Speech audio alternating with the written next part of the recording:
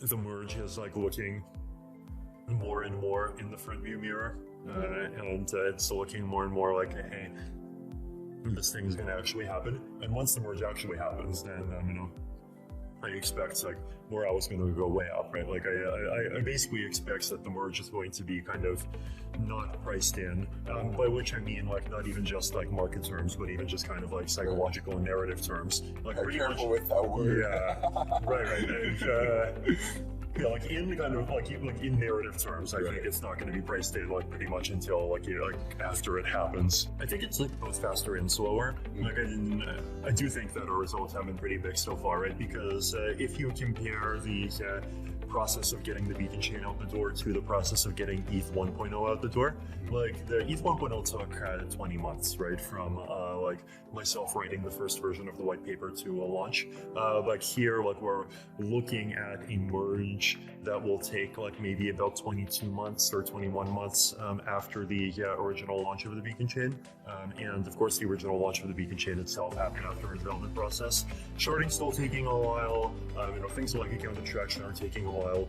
EIP, but on the other hand, like EIP 1559, that's something that was like a huge economic reform, and it's one that's had like actually very significant consequences, right? That's been great for fee stability, it's been great for fast inclusion, it's been great for lots of things. So I think there's kind of these two opposing pressures that we as a community have to deal with, where one is kind of this pressure that speeds things up because there's more awesome researchers, there's more awesome developers, there's like a lot more effort going into all of these problems, but then there's also the pressure slowing us down, which is like the desire to not break things, the desire to kind of implement stuff across multiple clients to make sure we have all of these test suites, and also the desire to kind of simultaneously build all of this surrounding infrastructure, right? Like when Ethereum launched, it did not have like this massive ecosystem of block explorers and like side infrastructure that the beacon chain has already.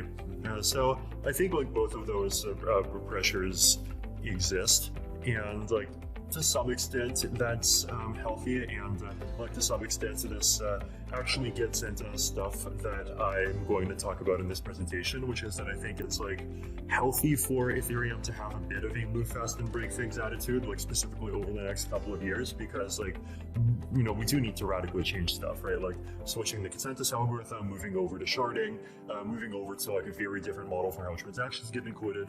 But at the same time, there's kind of this longer term desire where we do want L1 to kind of settle down into something that's like very stable, independent, and it's not something that kind of wins by outmaneuvering the alternatives. It's something that wins by outlasting the alternatives. Certainly. Yeah. I guess we're both doing all of the good work that needs to be done to kind of get through all of these kind of big stages at the beginning, and at the same time, I think there's also this question of like, how do we properly set ourselves up for this longer term future where the layer one starts to become this a bit of a more static thing, and the improvements are more incremental, they're more kind of technical and safety oriented, and once that happens, then Ethereum will just get slower, and that's fine, right? But then layer 2 work is only gonna get faster, I think, and I think the recognition that stuff like the merge does actually need to happen on a timetable. Like I think that's also something that's picking up. The recognition that things like scaling are something that needs to kind of happen on a timetable, right? And so I think I've sometimes like said before, like you can lose $1 billion from a hack, but you can also lose $1 billion from everybody just needing to pay way higher fees than they have to, and one is one is more flashy and glamorous, but the other is also actually a really serious kind of drain and tax on the ecosystem. But I think people are working on that, and it's there's constant good news every couple of months, and I'm confident that we're actually getting to an Ethereum that's pretty great. The merge is like looking more and more in the front view mirror, and it's looking more and more like, hey, this thing is going to actually happen. And once the merge actually happens, then I expect like morale is going to go way up, right? Like I basically expect that the merge is going to be kind of not priced in, by which I mean like not even just like market terms, but even just kind of like psychological and narrative terms. Like pretty much. With that word. Yeah, right. Yeah, like in the kind of like in narrative terms, I think it's not going to be priced in like pretty much until like like after it happens. Like there's like we see even today like a lot of people kind of act as though this environmental issue is this fatal flaw, and yeah, sure, Ethereum mumbles some noises about proof of stake, but come on, they've been saying that since forever, and it's not going anywhere. But like, no, it's going to go somewhere. And at this point, I think the only way to just convince a huge number of people that it's going to go somewhere is just by actually going there. Sure. And, once that happens, it's going to change a lot of minds. Right. I mean, I think that one of the big lessons for the community has been around the kind of stablecoin and Luna stuff. Sure. Like, I think we actually got to a point where what we might call principles-based thinkers kind of got a bit demoralized, right? Because if you're a principles-based thinker, then you're going to say anything that offers more than 10% APY is like basically unsustainable at best, a scam at worst, because nothing in fiat lands can stably offer 10% returns with like very low risk of losses. So why the hell do we think the crypto space can do better, especially given that there isn't really kind of much of a real economy backing up those growth rates? But at the same time, in 2020, 2021, we just saw this kind of ongoing, yield farming craze, and you just regularly get like, 90% APYs on yield farming, USDC or whatever, and it just kept on getting crazier. And like, that's demoralizing, right? Because like, I think a lot of people even started thinking like, wait, okay, maybe we're in a new paradigm, and maybe this whole like sanity and logic thing actually is just a fiat world Web 2 prejudice. And then, boom, and Luna suddenly taught people that like, oh, no, principles actually do matter, and we actually do live in reality. So I think, I'm very happy that incident happened just in time. I mean, I wish that it had happened a few months earlier and blew up like $5 billion instead of 50, but even still, it's better that it happened now than if it happened later when it could have blown up 500 billion. Right. Because, like, when something blows up $5 billion, it's like, okay, fine, it's a bunch of rich computer geeks and they're kind of playing around and it's their fault. At $50 billion, people get more scared, but at $500 billion, it's, there's just a huge pressure for, all the big mainstream actors to consider the events to be their responsibility. And then, like, crypto's just going to completely lose its room to maneuver. So I think this is one of the reasons why, like, I've also never really joined this kind of enthusiastic desire to get a Bitcoin or an Ethereum ETF, because I think like we're not ready for it. Yeah, to some extent, and like I think in these phases, like crypto kind of deserves to have a longer period of time, and needs to have a longer period of time during which like it is in an ecosystem where this is the frontier, this is the West, and all of those. I've heard this before. Indeed.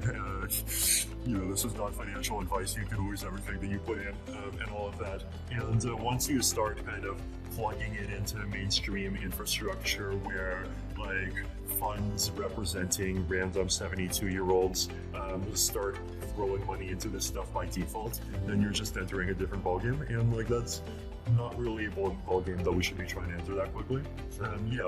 Basically, like if you have to choose between kind of two regulatory evils, where one of those evils is, regulators coming in and telling the industry what it can and can't do, and the other one is the crypto industry gets freedom, but it gets firewalled off of reality, then like I choose the second over the first like any day.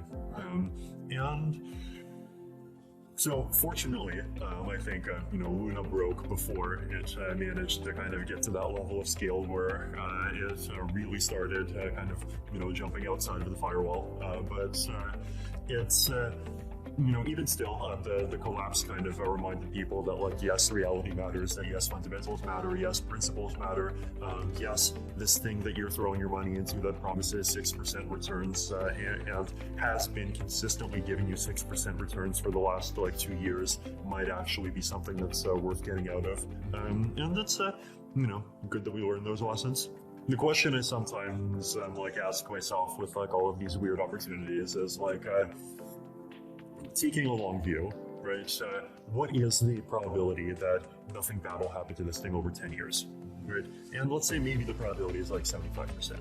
Okay, if the probability is 75% that nothing bad will happen over 10 years, 25% chance that it drops to zero, that's equivalent to an interest rate of negative 2.5%. Right.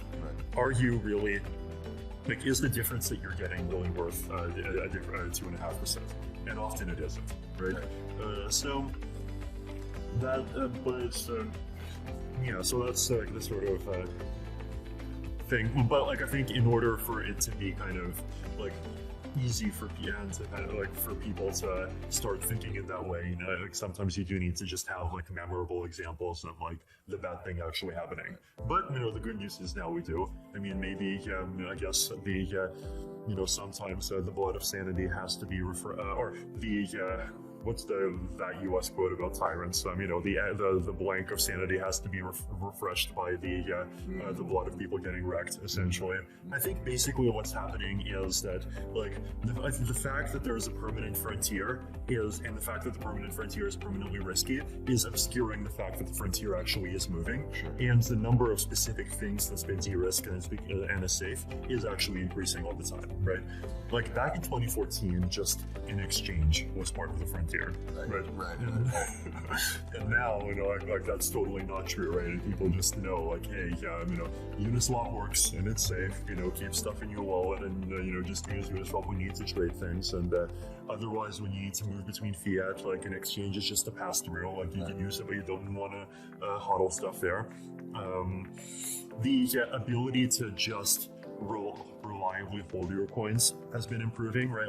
We've moved from lots of crazy stories of coin theft in 2013 and 2014, and now things are better off with hardware wallets, and I think 2 years from now things will be even better with more social recovery wallets. Multi-sigs for organizations have been quietly getting mainstreamed.